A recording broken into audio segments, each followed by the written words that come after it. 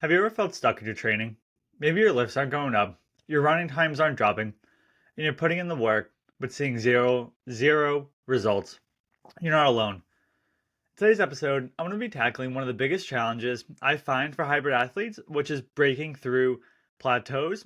And I want to share actionable ways that you can adjust your approach and keep making progress. Super excited to have you here today on the Hybrid Athlete Dad podcast.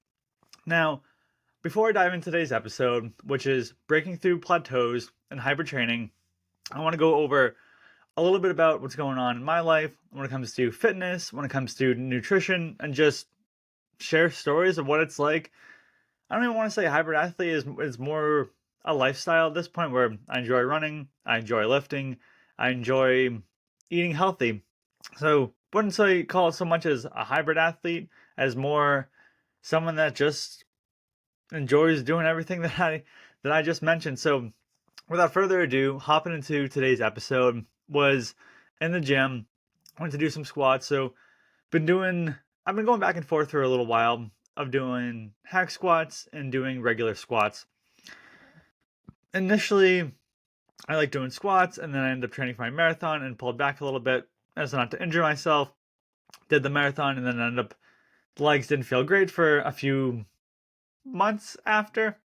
I think it was finished the marathon early October, and then it was sometime in January that my legs started to feel a little bit better again.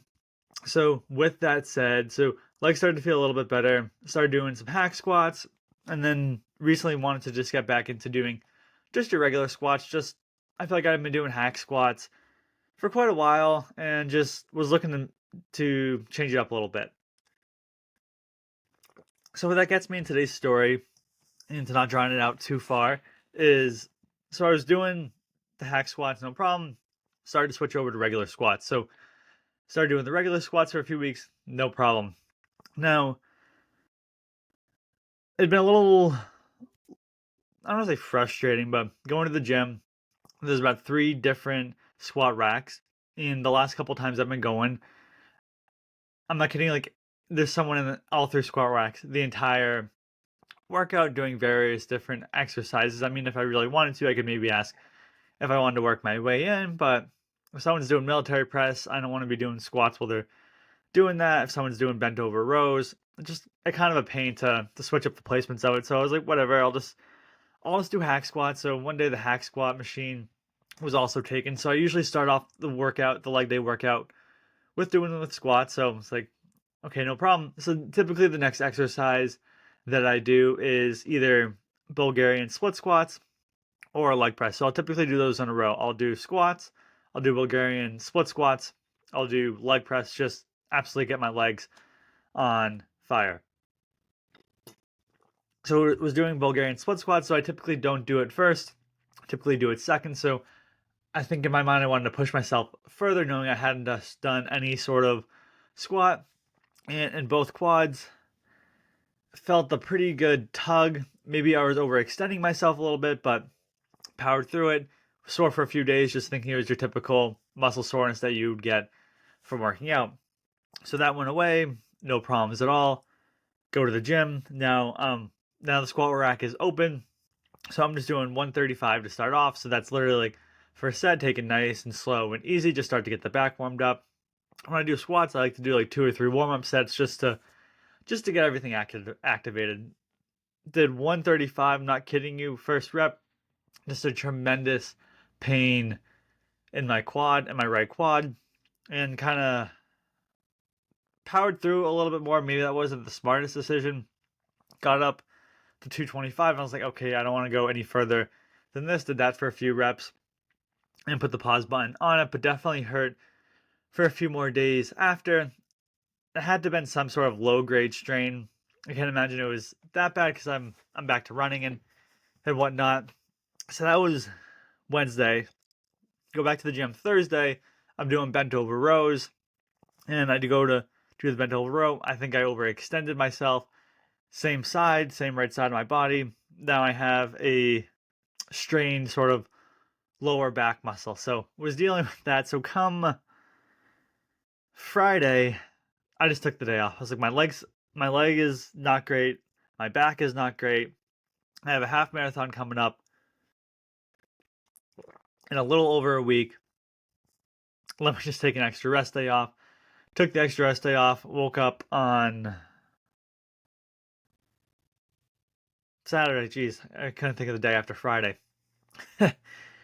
Woke up on Saturday morning and did a 5 mile run, and my legs felt phenomenal. No quad pain. I've had a little back pain here and there, but typically goes away. And my legs were feeling great. So that was nice in the sense, overcame that injury because I really don't get too injured too often. I try to be very cognizant of taking care of my body and how I feel. I just happen to be like I got these two sort of strains, and they're probably very minimal. I don't know what the grades are, but a very minor strain, but enough where like, okay, like I can feel that, and I don't want to push myself further and hurt myself body and do more damage to my body. So I was dealing with that. This week, have a half marathon coming up at the end of the week on Saturday. So doing a taper week. So it actually ends up working out pretty good. So right now we're in a heat wave. I think on Monday it got up to like 108. Tuesday was like 106.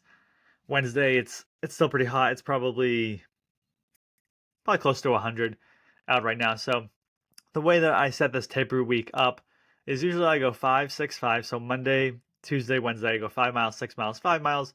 Then depending on whatnot, Friday I'll go 10, or Friday I'll go 7 with 2 on Thursday and typically 5 on Saturday. So switch it up a little bit this week. So I did 5 on Monday. I did 3 on Tuesday, 3 on Wednesday. Again, more or less just a taper. I'm going to take Thursday off of running. I'll lift Thursday, but take Thursday off of running. Friday I won't lift, but I'll do just a 2-mile shakeout run, and then the 13 miles coming up on Saturday and setting it up that way. So really looking forward to it, but was not looking forward to running in the heat. So when I got back from my run on Monday, it was 97 degrees, and I haven't run in that hot of heat. I've run in maybe mid 70s, high 70s. I haven't run in the 90s, honestly, probably a year. Started off strong. I think first mile was like 8:30, feeling good. No, I'm gonna go, start to go below that, maybe go 8:15, maybe go 8 minutes a mile. And hit about 2.2 miles into the 5 mile run, and was just dying. It was yeah, it wasn't enjoyable. Yeah, I mean, I pushed through it. I got it done, but that was the last thing I wanted to do, was be running when it was that hot. And the second day where I ran, or it was also in the 90s, is I just took a little bit more precautions of running. I started off a little bit slower, so I wasn't running as fast and burning off my energy as quickly as I had done the day before. Now, when I'm going out and running in the heat, it looks a little bit differently. So when I go out there, I know I bought a water bottle. I can't remember the name of it, but on Amazon, collapsible bottle. Throw 500 milligrams of electrolytes in that bottle. Very beneficial to use. I wear a Garmin heart rate monitor. I don't typically wear it too often unless I'm doing like a tempo run. I want to check my heart rate because for the most part, I know like I'm staying within a good zone. But it was crazy on doing just a short little run of 5 miles. I don't call it a short little run, but doing the run, let's say a decent sized run. So 5 mile on that 5 mile run, I had because I think I had gone so fast in the beginning, and because it was so hot, it was hard to get my heart rate down. So by the 5th mile, I mean, I was going like 9:30, so 9 minutes 30 seconds a mile, and my heart rate was like probably, I think it was like over 180, 180, 185, which is definitely pretty high for how slow I was going. So second day, I was a lot more cognizant of my heart rate, and I think I stayed within about 170 with how hot the heat was. So now with that, I would go no shirt. That just feels phenomenal when I'm out there.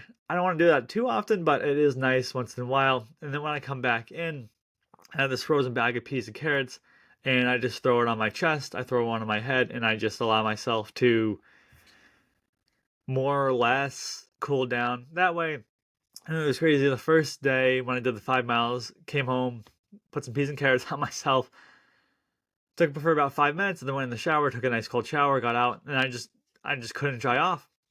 I was just still sweating so much from that run, and it was just not a fun spot to be in. So I think I learned my lesson with that run of not pushing myself too fast out of the gate, especially when it's super hot out there. So again, super pumped about running the half marathon coming up. Excited to share with you all what that looks like and how that ends up going shortly. So with all of that said, hope you enjoyed that part of today's episode. We're going to be diving into breaking through plateaus and hybrid training. Now, what is a plateau in hybrid training? Or for me, I'm running the same exact time. So I go out, and when I first started running a mile, it was about 10 minutes a mile, 10 and a half minutes a mile. And then eventually over time, I got it down where now I'm about to probably about 8:30, 8:45 is where I feel comfortable, where it used to be 9. So gradually increase it over time.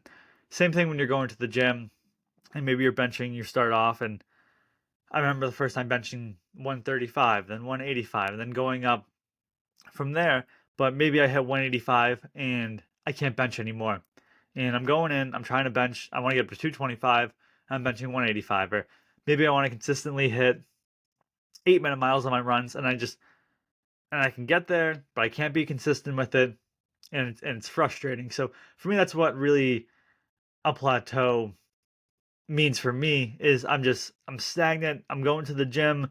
I'm trying to do progressive overload, but I just can't. So maybe I'm doing like barbell curls is one that's right now that's hard for me. I'll do 85-pound barbell curls, and I'm trying to do 4 sets of 10. So first set I'll get 10, and then I'll do 9, and then I'll do 8, and then third set I'm like 3 or 4 reps because my biceps are absolutely on fire. And it's like, how can I get to the 4 sets of 10 and increase it so that way I can get to 95s next time and hit that progressive overload? Because at the end of the day, that's the goal that I want to have. Or when I'm going out and running, like, how can I run? Not that I want to sprint, but like, how can I make like my average jogging time while I'm running like faster? Where now, like when I'm running 8:30s, like that's used to seem fast to me, but now that's just like my average time that I'm running. Like, how can I make that be a part of what I'm doing when I'm working out, when I'm lifting, when I'm running? It's crucial to recognize and to break through these plateaus to maintain long-term progress. And again, it goes back to that progressive overload, which is at least more or less in the gym, which is you're getting a little bit stronger. You're doing one more rep. You're going up in weight, but you're doing the same amount of reps that you did last week at the same weight. So maybe if I'm benching, keep it simple. I'm benching 125 for 8. This week I'm doing 135 for 6.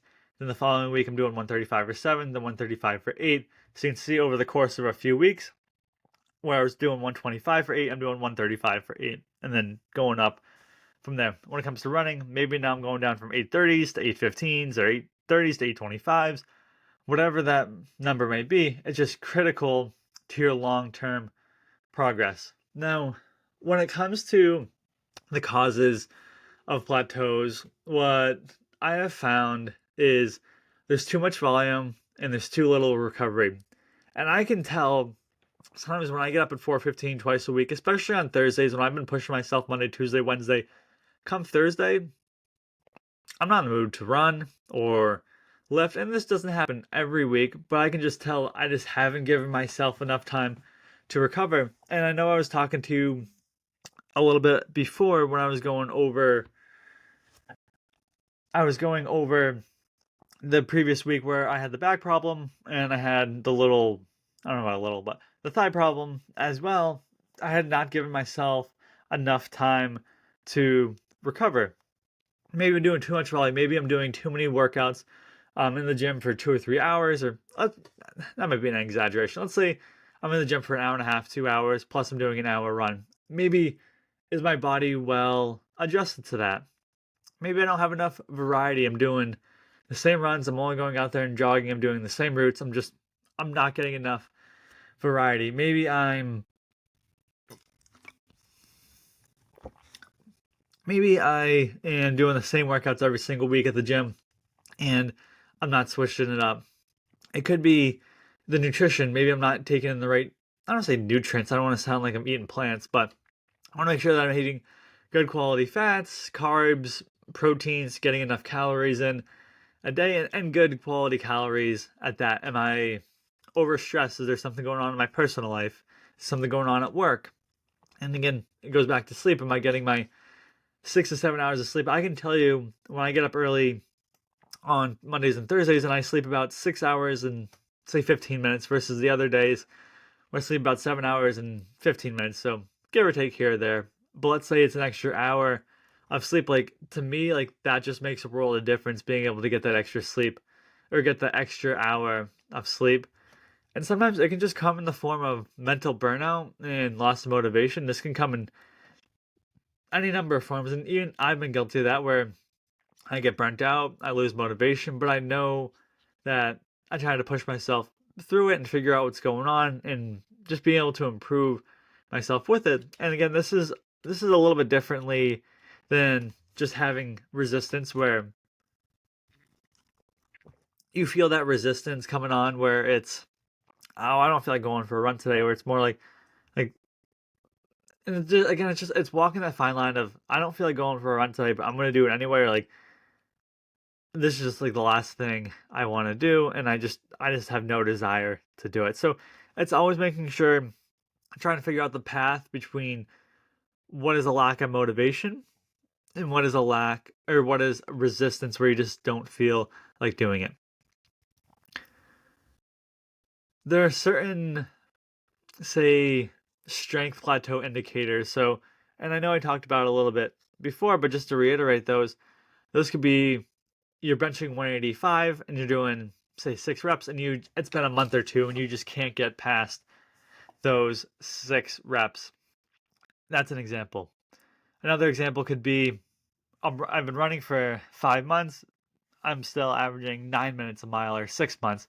And I can't seem to get any faster no matter how much I run. Or maybe I'm just feeling drained. I'm working out, I'm lifting, I'm doing it every day, but I'm not necessarily getting better in any one area. Now, I want to talk about some of the strategies for breaking through. So, sometimes it's just shifting your focus between strength and endurance.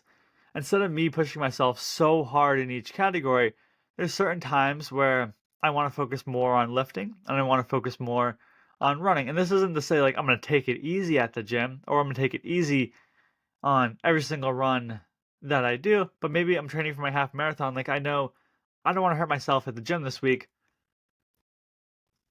So I'm going to take it a little bit lighter and then I'm going to go back next week. I'm going to go back to my regular workout routine.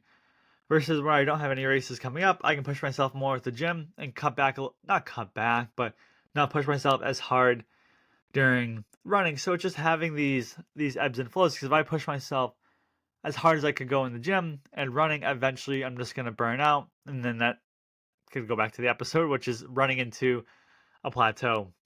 It could be adjusting your workout intensity, volume, and frequency. Maybe it's going on more runs, maybe it's going on say less runs, maybe it's going to the gym more, maybe it's cutting back on a workout.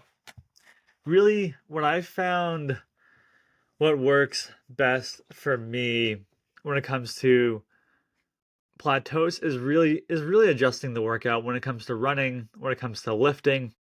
It's changing up the routes, it's changing up how I do it. Maybe I do my long run on a Tuesday instead of a Friday. Maybe I do hills on a Wednesday instead of a Tuesday. Whatever that may be, it's adjusting my workout. I find that I really like to adjust my workouts about every 6 weeks or so. So, what that might look like is me switching from doing bench press to doing flat dumbbell press. So, the first week after 6 weeks off of doing flat dumbbell press, and now I'm going back to bench press. If I was stuck on 185, it might feel heavy the first week or so because I haven't done it in a few, in a little bit, in a few weeks. But by the second week comes around, I feel a lot better. And now I'm able to break through that plateau. And now I'm able to go 185 for 7 or 8. And then maybe after a few weeks, I plateau again. But now I'm back to the flat dumbbell press and I'm doing the flat dumbbell press. And so I'm always trying to rotate. I don't want to do it every single week. I find about every 6 weeks or so, I like to switch up what I'm doing. And that goes back to what I was talking to earlier in today's episode, which is switching up doing squats and doing hack squats. Now, I want you to think about plateaus as opportunities for growth. So clearly something's going on right now. And is it just doing that deep soul searching to figure out, okay, like what can I do to fix what I'm running into?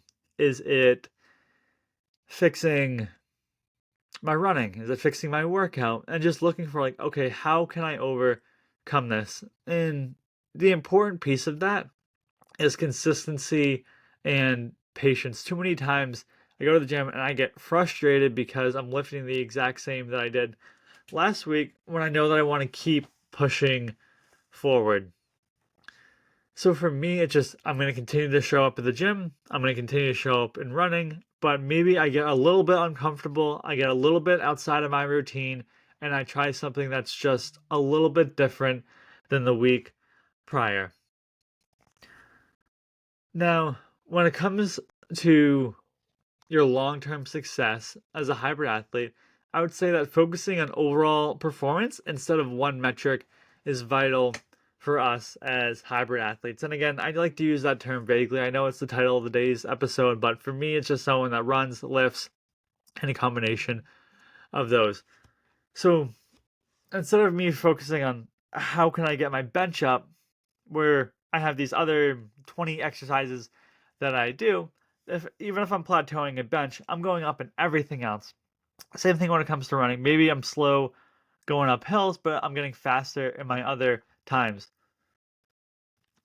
I don't want to just dwell and think like, okay, I'm not progressing in one area where it's like, okay, I'm progressing in all these areas. I just happen to be focusing on this one area that I'm having a little trouble in. And that's not necessarily the area that I want to think. So it's really more or less just shifting that mindset that you have going on.